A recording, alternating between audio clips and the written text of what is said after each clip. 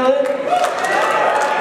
Thanksgiving break right around the corner. Everything good is happening on Thanksgiving Day. I think Thanksgiving in itself literally has everything I desire wrapped up in one day. We'll talk about that a little bit later, so I'm glad they brought that up. I'm going to leave that clicker. Yeah, we'll leave it up. But hey, I'm glad you guys are here tonight, and I'm excited about the topic we're talking about. Give it up for Sims. Thank you, brother. I'm excited about the topic we're talking about tonight because we're continuing this misconception series. A misconception is, hey, I believed something to be true, but then I saw the facts. And as I looked at the facts, it wasn't what I thought. It was a misconception. And tonight, we're going to look at this topic of the misconception that I can put God off until later.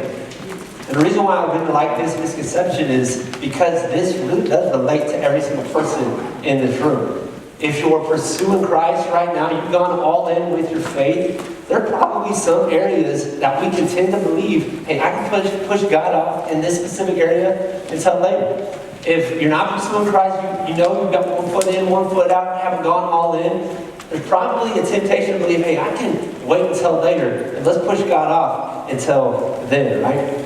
And so I like this topic because it really does cross a broad spectrum of people. But as I thought about this idea, this misconception, some of the guys that were speaking earlier, they were kind of hitting on this topic a little bit. They're saying now or later. A phrase that keeps coming to my mind when I think about putting God off until later is this phrase, now or never, right? Anybody use that phrase anymore, now or never? It's kind of a little bit ancient, it was connected to you only live once, so do something crazy. Basically, get outside your comfort zone, do something outside of what you normally do. Maybe a lot of times you might use this phrase to cover up something idiotic or stupid, just do it now or never. Some of the different things that came to my mind are No Shave November. So everybody raised their hand for the beard. I appreciate it. If you can't tell, I'm rocking right now. I was like, man, it's going to be really awkward if every single person was going to say, hey, get rid of the beard. But majority of the room said keep the beard. So I'm just thankful that you guys chose that. I'm guessing most people who think about No Shave November, when they decide to do it, they're like, you know what, it's now or never. Freshmen, 18 years old, 19 years old, start to grow the hair for the first time on the face. You're like, let's just give it a shot. Maybe it's going to look like this after a month. Not knowing that that's probably a year in the making for a beard like that. This is a couple months going right now. And so it's probably looking more like this. Patchy beard is real. And it's okay, all right? It's okay. If you're doing it, I commend you. You got to get through the awkward phase. Might take a few years, might take 10 years, but you got to get through the awkward phase. Patchy beards are weird. Respect to y'all, right? COVID season has grown out the hair. A lot of people are wearing and rocking long hair right now. It says because of COVID. I tried it, and I kind of look like a Cheeto Patch Kid. And so the Cheeto Patch had to cut it off, cut that thing. What about prom? Right? Prom is one of those now or never moments. I literally looked up awkward photos on Google, and this is what came up for prom. But it's your once in a lifetime opportunity. Do it now or never. Wear that fit that you've always wanted to wear. Ask that girl that you always wanted to ask. Do it in a special way. If you're wondering what Tom Brady, this is really random, what Tom Brady looked like on his prom. That's Tom Brady for you. I had an now or never moment when I was asking the girl my senior year to prom. It wasn't a big deal back in the day to throw a big ask, to ask her on prom. And so the way that I did it, basically saw this girl in the hallway. Everybody thought we liked each other. We didn't. We were just good friends. But I saw her and said, hey, this just makes sense, right? She was getting a drink at the water fountain. She's like, what? It's like, it just makes sense, right? I said, what? Let's go to prom together? She said, yeah. I said, okay, cool. Next I knew we were going to prom together. That's literally how it worked for me. It was now or never. I had to take my shot. Jumping off the cliff, you imagine it being smooth. Everybody's, yelling your name, like, do it right now, no, and like, do it. And all of a sudden you're in the area like, where are the walls? Where's gravity? How's gravity working? Throw me into the water. This was a bad idea. Should have done it, but it's now or never, right? How about this? 6 a.m. You better get one of these things. The red cup, yeah. You got some fans. I guess once a year, Starbucks puts out these red cups. You can only get them once a year. Go over the line up at 6 a.m. to get these. They handed out today. think about Black Friday sales, buying things. Black Friday, never buy before. It's now or never. Anybody ever done the Buffalo Wild Wings challenge? I feel like food challenges are terrible, right? Now or never, my boy Edgar here is struggling, painting up for the game, right? If you're painting up for the game at K-State, you gotta get the hair, but don't forget the belt buckle. Check out that belt buckle right there. You're not sitting in the 38th row, you're sitting in the first row, you gotta wear the belt buckle. I looked up, I promise, this is the last few more, I had to keep going. I looked up on Google, college guys doing their laundry, and this is what came up. Literally nothing. This doesn't exist. College guys don't do their laundry. And so you're thinking right now as you're looking like this in your room, right? You're looking like this in your room, you're thinking, I'm going home, this is my chance. Now or never. The pair of underwear that you've worn for the third time, flipped it inside out. It's time to get those things clean. You gotta shake your head, no you've done it. No you've done it. Now or never. Last one, I promise. This is what the grocery shop has been looking like the last couple of weeks for you. Mom says over Thanksgiving break, let's go. Let's go grocery shopping. You're like, oh yeah, now or never, baby. Let's go. Get the kale. Get the goods, get something healthy. I just need it all. Gummy bears, throw it all in there. Multivitamins, let's go. Not paying for that stuff on my own. Now or never, right? Some quotes about now or never from Elvis Presley here. This isn't super profound, but worth thinking about. Tomorrow will be too late. It's now or never. Pretty good, right? John Bon Jovi, one of his songs. It's my life. It's a song. It says this. It's now or never. I ain't gonna live forever. I just want to live while I'm alive. It's my life. Make the most of the time. One from another person. Somebody should tell us right at the start of our lives that it's a little bit more sobering. Right at the start of our lives that we're dying. Then we might live life to the limit. There are only so many tomorrows. That's so true, right? There are only so many tomorrows. And I think a lot of times when it comes to this idea of putting God off, we think in our head, hey, there's going to be a ton of tomorrows, and I'm going to have an opportunity down the road to pursue my faith and go all in for my faith, just like I have right now. And this misconception, there's a lot of things that fall underneath it. And maybe you guys can relate to some of these. Some of these are ones that I believe before I went all in with my faith, and I can even believe as a follower of Christ sometimes as well. Maybe it's, hey, I can wait until I settle down. Maybe when I have kids, when I get married, when I get my job. Then when those things are set in place, then I can sprinkle God on top of that. Maybe it's, hey, I will be happier now if I wait to pursue God later. Maybe pursuing God right now is interfering with happiness, and you're like, you know what? I'm going to wait till later, and then maybe there's going to be a moment in my life that I will be lower, and I need something in my life, and God might fulfill that. Or maybe it says, I've got time, He'll always be there. There's the idea that, well, God, at the end of the day, He's always going to be there, right? Or how about this one? I'll always be this close to my faith. I'll be more ready later. You know, I can put God off until a later date. And maybe some of you guys resonate with some of that. And tonight what I want to do is I just want to unpack what God's Word has to say about what it means to pursue God here and now and why you shouldn't wait. Because it's interesting when you look at the way that God talks about pursuing Him and how you deal with relationship with Him right here in the now. And when you look at that phrase, now or never, you're like, oh, that's for rational thinking, that's for crazy things, that's for getting outside your comfort zone. But it's kind of interesting when you look at the Bible and how it speaks. And it's parallel to the same exact way God speaks to how we deal with our faith right now. It's kind of a now or never mentality. Look at some of these verses. What I want to do is take us through a few verses, and then we're going to look at a motivation for why we should pursue God now, and then an application right at the end. So that's kind of direction for the rest of the night. But let's look at this. 1 Thessalonians 5:2. Paul is speaking. He says, the day of the Lord will come like a thief in the night.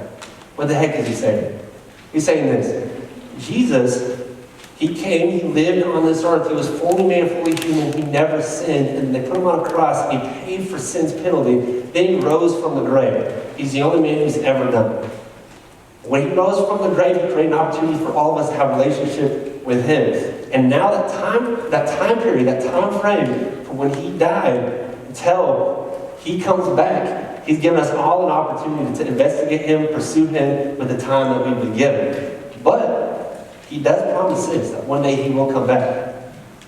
And the way that Paul describes him coming back, he doesn't say, hey, here's a potential date, so start planning this. The only way he can describe of how Jesus is going to come back is like a thief in the night. That sudden, that quick.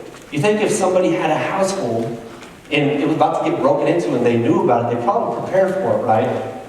He says exactly. The same thing should be true of us here right now, with your faith, now or never, like a thief in the night. Prepare for it right now. 1 Thessalonians 5, 8, 9, just a couple verses later.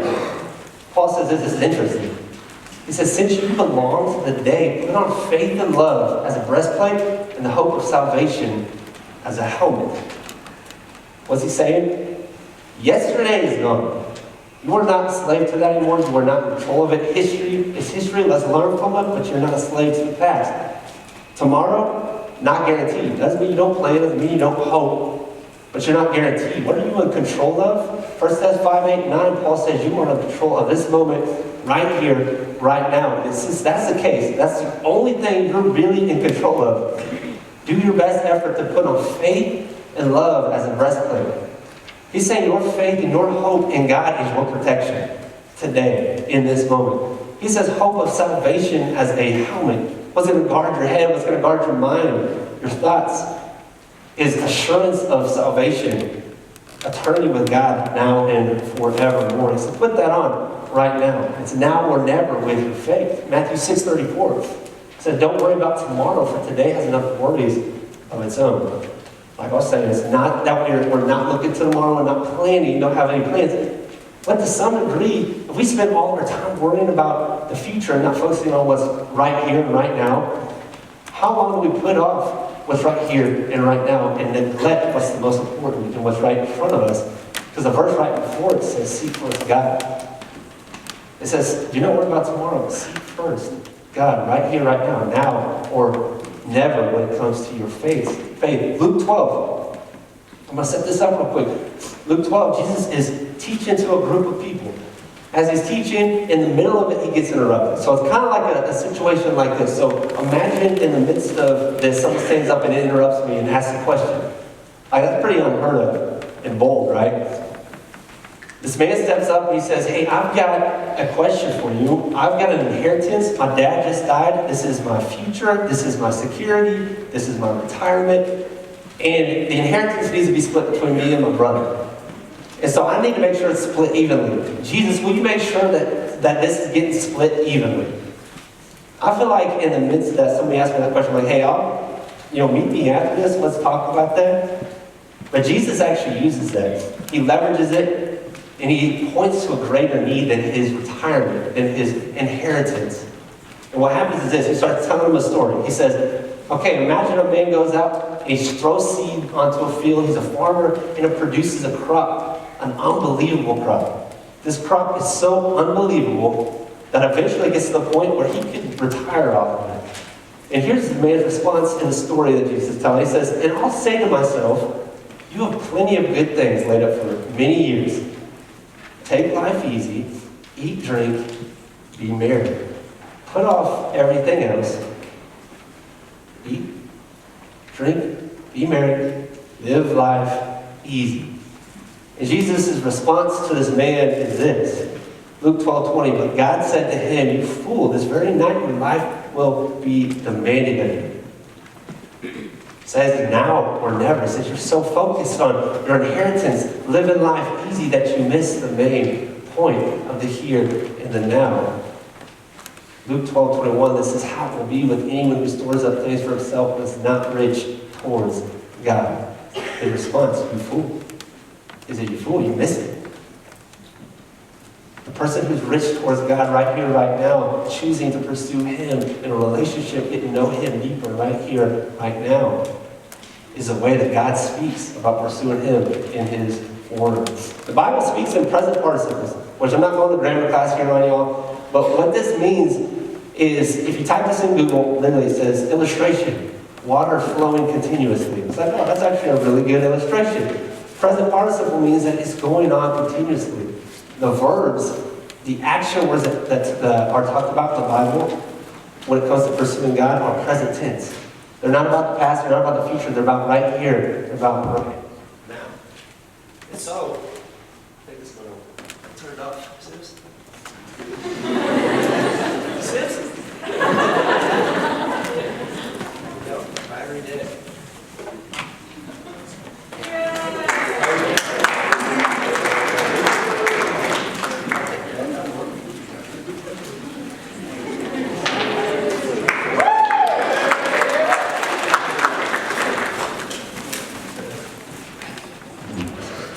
Test. Nice. That's clear. Oh, got my options. Thank you, man. We'll just move mosey that thing on over there. Thank you, guys. Present participles. Okay, moving on. But for real, when we think about our faith and the way that God talks about it, the point I want to make here is now or never. The reason why the Bible talks like this, and I think why Jesus is so concerned about us taking it seriously right here and right now, is because the principle is that now or never eventually becomes your now and forever. Now or never eventually becomes your now and forever. A quick example of that, my grandma, 72 years old. Her entire life she's desired to go to the mountains. She wants to see the mountains, okay? She's 72 years old and she still has yet to see the mountains. She's had plenty of opportunities over the years, but because her now or never eventually became her now and forever, unless she does something about it, she's still got time, right? She can go see it. But that principle a lot of times plays itself out in a lot of different areas, specifically when it comes to our faith. So now or never, deciding, hey, I'm going to put God off, could eventually lead to my now and forever could be a forever without pursuit of God, or a neglected relationship with God. But if you flip it around, hey, I'm really going to spend some time this semester, these days that I have right here, right in front of me to pursue God, that could eventually become your now and forever, where you're in a thriving relationship with God. And I think that's why in Ephesians 5:15-17, Paul puts it this way: be very careful how you live, not as unwise, but as wise, making the most of every opportunity, for the days are evil. Therefore, do not be foolish, but understand what the Lord's will is. That phrase, be very careful, if you look at it in its original Greek, it's got this idea of precision. Just like a neurosurgeon goes into surgery, you want that neurosurgeon to be very precise, right? He ain't messing anything up in my head. He needs to be precise.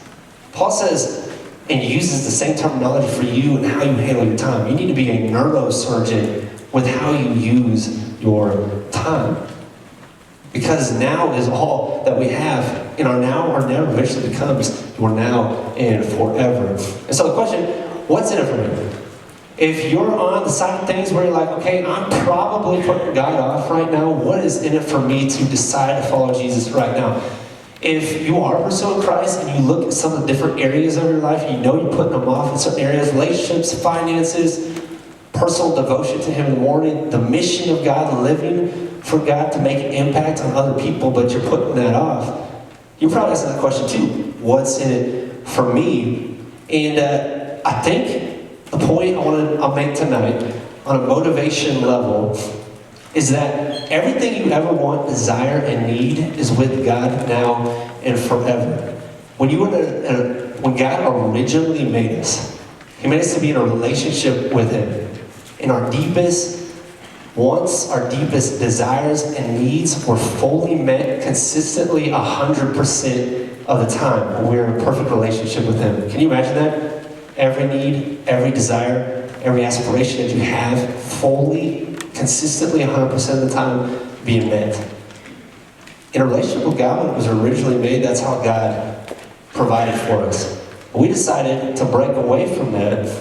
And that's when sin entered the world. And when sin entered the world, we try to find those things, the wants, desires, and needs, and other things. And those became broken roads, or no-end roads. Basically, we were running down these roads and they were dead-end. That's what I was trying to say. Dead-end roads. But everything you ever want, desire, need is with God now and forevermore. And this is shown in Psalm 16. Oh, we're not going to talk about that. This is shown in Psalm 16. I go on days for Thanksgiving. Basically, me and my friend, well, I'm going to say it now. Me and my friend came up with the 7 F's of Thanksgiving. And it's faith, praise God, hallelujah, for food. And then there's friends and family. And then there's football. And then there's food. And then there's food coma. And then there's more food. And so Thanksgiving literally has everything that you could ever want and imagine in one day, okay? But Psalm 16 talks about something a little bit more deep than just all you can ever want for one day, okay? Psalm 16 talks about all of the benefits of following God now and following Him for a lifetime. So what I want you guys to do is spend some time together. It's on your handout there. Spend some time together reading that, and I'm going to bring us back together. I'm going to break it down real quick. So read Psalm 16 together. Hopefully you have some time to read that. Psalm 16. Probably should have said that a little bit better for you, but this was written by a guy named David. And David was probably at one of the toughest moments in his entire life. He was in the midst of battle. And what's crazy is some of the greatest realities of walking with God, he came to the realization of those truths in some of the hardest moments in his entire life. How can that be? That all of these awesome things and benefits that come from a walk with God are actually coming at one of the toughest moments in his life. I think David probably found something to be true that comes only from a relationship with God, pursuing him right here and right now, that, man, I want to tap into and really learn from. And so, what I want you guys to do, flip over your guys' handout. You can make a little teacher, you don't know how to do this, but a little activity here. Now or later, based off of Psalm 16, here's some things that I've found that are beneficial to us right now if we pursue God in a relationship. And the flip side is true as well. You can assume that if we wait till later, some of these things will be realities of our lives as well. The first one is this: safety. God promises us safety. We can be safe, we can be confident. But if we wait till later, there's uncertainty. We will live in uncertainty.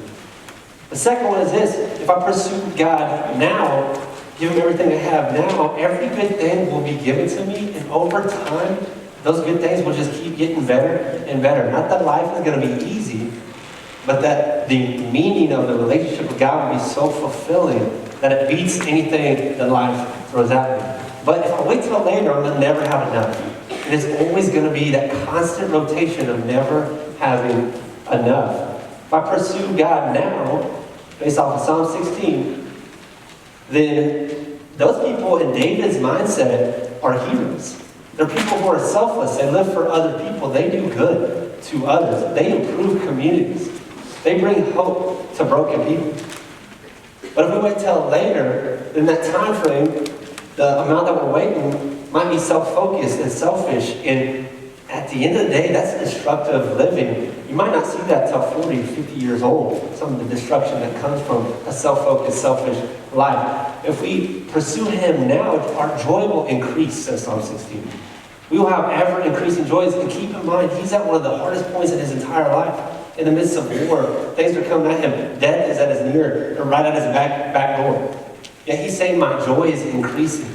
I want that kind of joy that doesn't go up and down with the highs and lows of life. But if I wait till later, my sorrows will increase. The Bible says, Psalm 16 said, our sorrows will continue to increase. But if I pursue Him now, it says God is with us. His presence is with us. But if I wait till later, God's not with us. He sustains you, but His presence, His personal intimacy is not with you. If I pursue Him now, He teaches me to invest in things that are going to last. He points my resources, my time, my finances, everything that I have. He shows it to me in the Word. If you invest in this, it will be an inheritance that I will guard personally. But if you wait till later, it's uncertain inheritance. And if never given to God, there's none. There's no inheritance. If you pursue Him now, pleasant living, I have no idea what that means, but I'm guessing it's pretty pleasant. If you wait till later, it's uncertain living, right? Purposeless. Psalm 16 says, if you pursue him now, you will get direction from God. Every step you take, every time you wake up, each morning, every time you lay your head on the bed, you know you live for something that was bigger than yourself, and that's true and that's real. You have direction for every step that you take, but if you wait till later, there's silence from God because you shut him out. If you pursue him now, there's security. You got nothing to fear. You got nothing to prove. You got nothing to lose because your inheritance, your Father who's in heaven is watching you, is with you, and protects you. But if you wait till later, there's no peace. You will never experience true peace. You will live with anxiety constantly. But if you pursue him now, there's eternal salvation. This is one of the biggest ones. You don't have to fear death anymore. One of the greatest fears of all humankind is that we all die. And it's more to think about, but it's a 100% death rate. But you no longer have fear. You can take me tomorrow because I'll be with God. But if you wait till later, there's eternal separation. And you're kind of living on a razor's edge at that point. Just hoping that God will continue to give you days, and that one day when you face God, hopefully, you decide to pursue him. That's not guaranteed. So later, eternal separation. If you pursue him now, you get joy of God's presence. If you wait till later, it's what I call arid living. Basically a life full of a lack of meaning. You don't really know why you exist. You don't really know why you're moving the way you're moving, but you're just trying your best. If you pursue God now, he'll give you joy in his presence. Everything you ever want, desire, need is with God now and forevermore. We're sitting on the gold mine. And if we wait, we might miss out on that gold mine. Anybody ever been to a Blockbuster? I'm about to share this illustration last talk. I mean, I think it's older than most of you guys. I think it shut down a long time ago, like 2002 or something like that. There's a couple of them there. I might check my facts, I don't know. Anyway, there's a guy named Reed, okay? And Reed is driving to Blockbuster with his wife. When he gets to Blockbuster, have you guys ever been have you guys actually had the experience with your family where you go in, you gotta look for the movie, you get the cotton candy or the popcorn? It's one of my favorite things. I wish we still do that. Anyways, Reed goes in, he rents Apollo 13. Goes and watches the movie, falls asleep. Wakes up the next morning, completely forgets about video, VHS, right? And about 4 months later, he gets a call from Blockbuster, says, hey, you got $40 in late fees, and we want the movie back. And as he's taking the movie back, Reed basically says, okay, well, there's got to be a different way to do this. And so he hands off the movie, he pays for the late fee, he's driving back, and he thinks in his head, what if I just, have people select the movie on the internet, and then I will ship it to them, and then when they're done with it, ready to get back, they ship it back to me.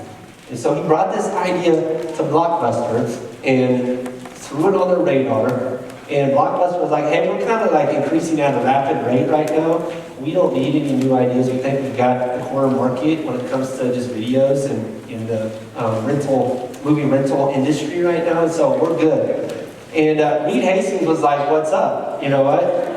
What's up? I've got an idea that's sitting right in front of me. It's a gold mine. Everything you ever wanted, Blockbuster, as a business, to be global, to go worldwide, everything you ever desired as a company, and in fact, everything that you needed for the sake of advancement of the future, I've got right in front of you here, this idea, but they put it up. And all across the country, obviously not every Blockbuster has shut down, but all across the country, Blockbusters have been shut down. I think right now the Blockbuster, where's the nearest Blockbuster? Anybody know? Oregon. There's one in Oregon and there's one in Alaska. Yep, I think the one in Alaska just became a museum. Basically, what happened is Reed Hastings had the idea of Blockbuster was sitting there with a gold mine right in front of him. Gold mine right in front of them. They decided to put it off. We're sitting with a gold mine right in front of us right here, right now. And that's an opportunity to know God on a deeper level. Look at all these different things. Psalm 16 shows it.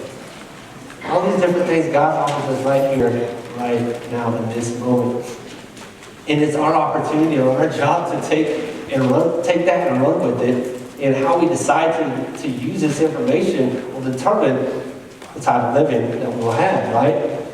And if that's the case, this is kind of where I want to bring us to a close here, but if that's the case, if everything we want, desire, and need is found with God and pursuing Him now and forever, then our action step should be this. We need to listen to God and live for God now and forever. Everything we want, desire, and need is with God now and forever. And we need to listen to Him and live for Him right now. I was actually talking with one of my buddies the other day. We were sitting talking about baseball. He's a baseball player. And I was asking him about how he receives his communication from his coach. He's a pitcher.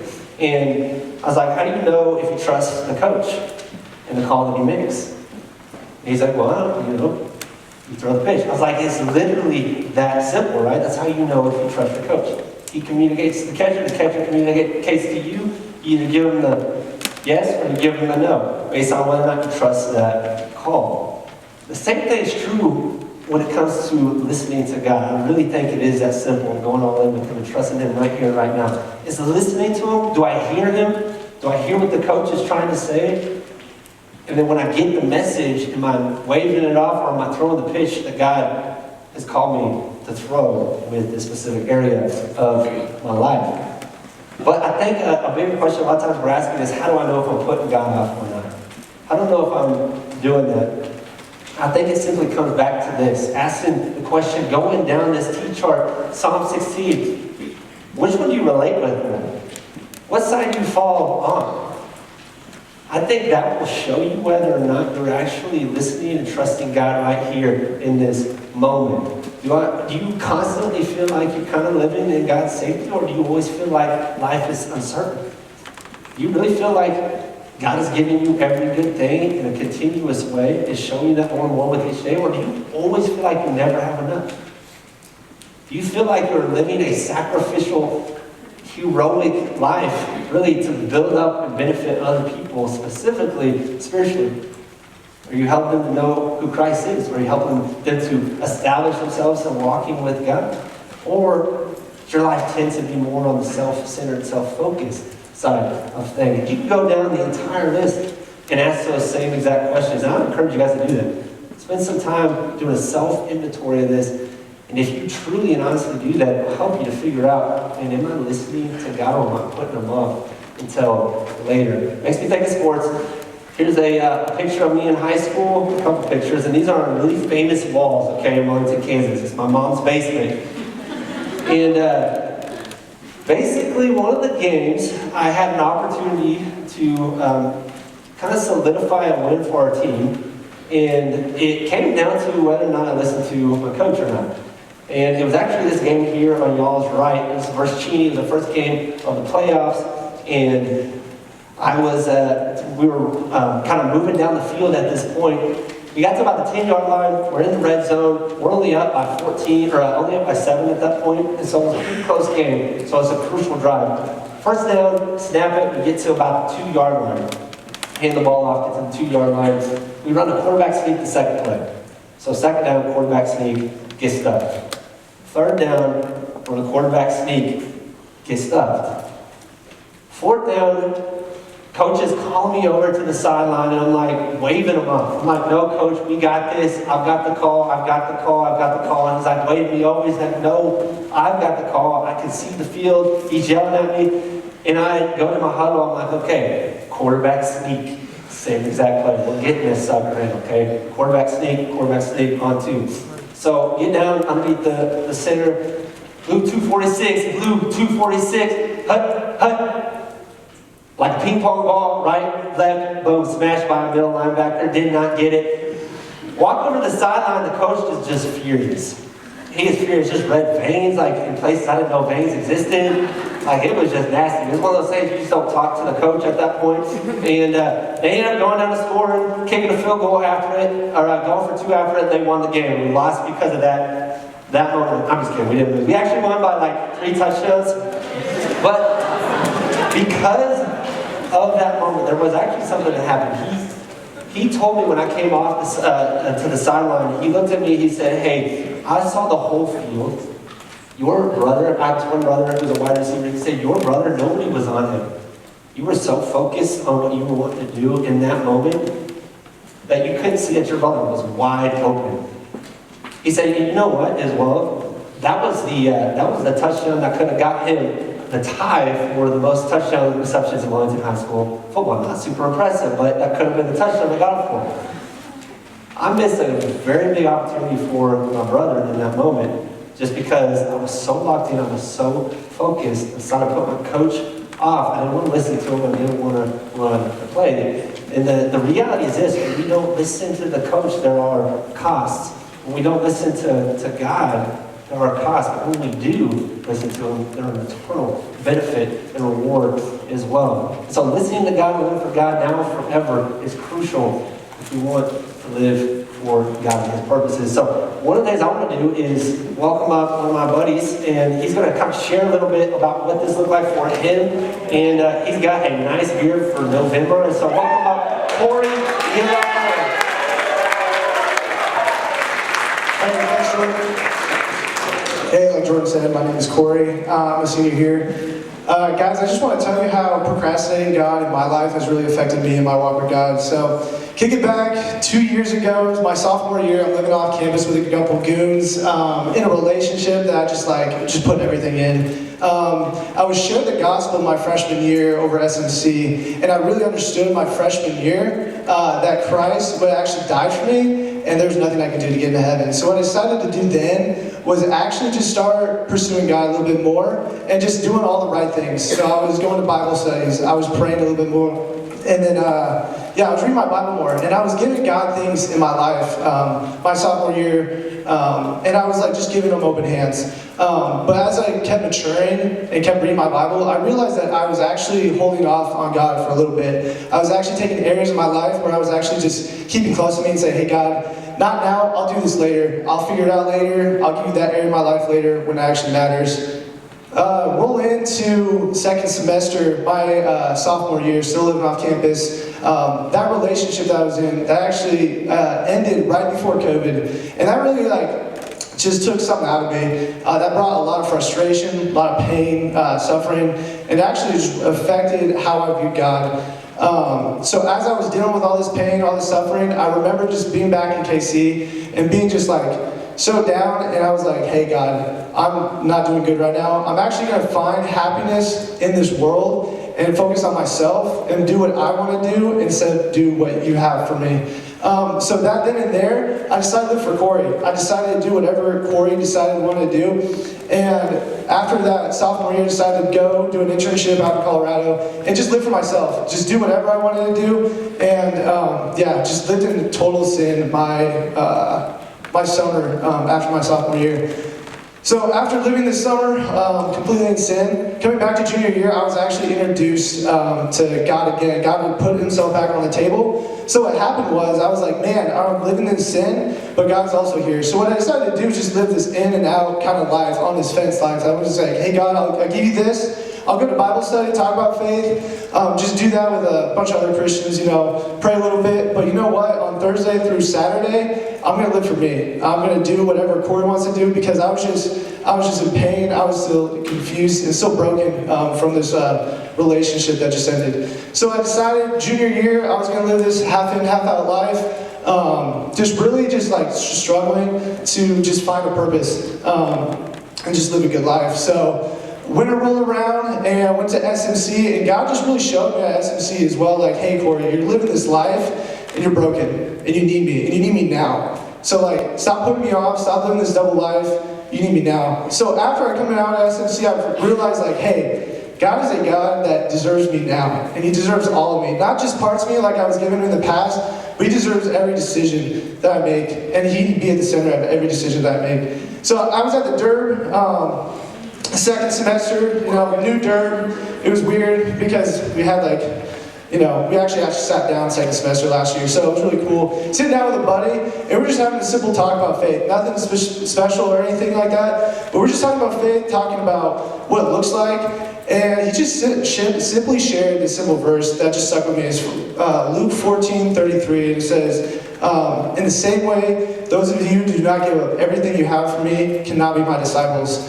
After coming away from that talk, that lunch, I really realized like God deserves my everything. Like I'm in this state of brokenness, in a state of, hey, half in, half out, but like God really deserves my all. So after leaving that conversation, I decided, hey God, I'm tired of living this life for me. I'm tired of feeling broken.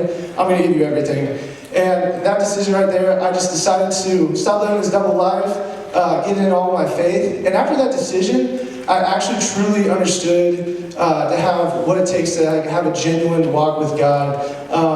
I felt healing from that past relationship. I felt satisfaction again. I felt peace. And, you know, my friendships became more true. And I stopped working to please other people, the people that I was trying to please, live this life before, and also please other people.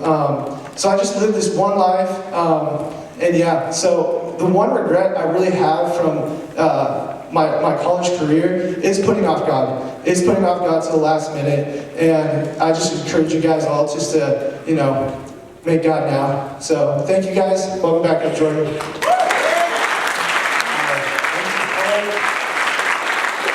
That's that last line. It's only regret because I would have done it earlier. And I think that's God's plea for every single one of us tonight. And the reality is this: if we listen to God and live for God now and forever, then here's what I'd say. If we don't, it costs. But if we do listen to God now and forever, the results are this. It's immediate and eternal rewards. Immediate and eternal rewards. So if that's the case, here's some overarching, I'm going to kind of lay it right here, overarching applications. If that's true, then today, right here, right now, for you guys, wherever you're at in your faith, what I'm not saying is that God's not going to be there. What I'm saying is all you have control of is right here and right now. If that's the case, then learn what God is saying and run the play.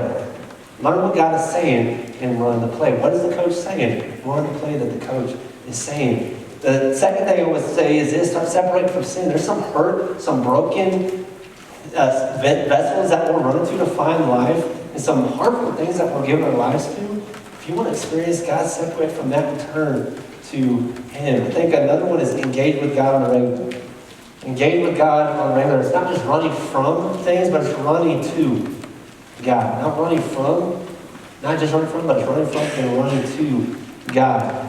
But some very specific applications, walking away from this. Take that Psalm 16 cheat chart, do a personal inventory. Just go down that thing and circle which one you relate with more. I think it would be very eye-opening if you do that. The second one is this. Some of you guys maybe read this already, but My Heart's Christ Home. This is an awesome little booklet. And here it is right here. My Heart Cries Home on Amazon. It's like $2.50 to get you get that by Monday. You can read that sucker. It's a very short little pamphlet. But the guy talks about how there's different rooms. Basically, our life is like a house, and there's different rooms. And each room represents different aspects of our lives. And he talks about how we can give those areas over to God right here and right now. So My Heart Cries Home, that's a very specific application that y'all can make. Because now or never eventually becomes we're now and forever. Cody talked about this last week. Cody said that Jesus is knocking at the door of every single one of our lives. And that knock is always going to be there. When I say now and forever, my worry isn't that the knocking will stop. My worry is that we will drown out the knocking and we won't be able to hear it anymore. Or we'll just silence it. But if we choose to press into God now, God will respond. He will hear us. He will be right there. He will want to meet us there in that moment if we decide to choose to live for Him here and now. Now and never, eventually becomes your now and forever. So go ahead and talk about this with the people around you guys. First one, very vague. Well, what stood out to you from the talk? And the second one, what area in your life are you motivated to pursue your faith now in? And then our answer is going to come back up and that's up.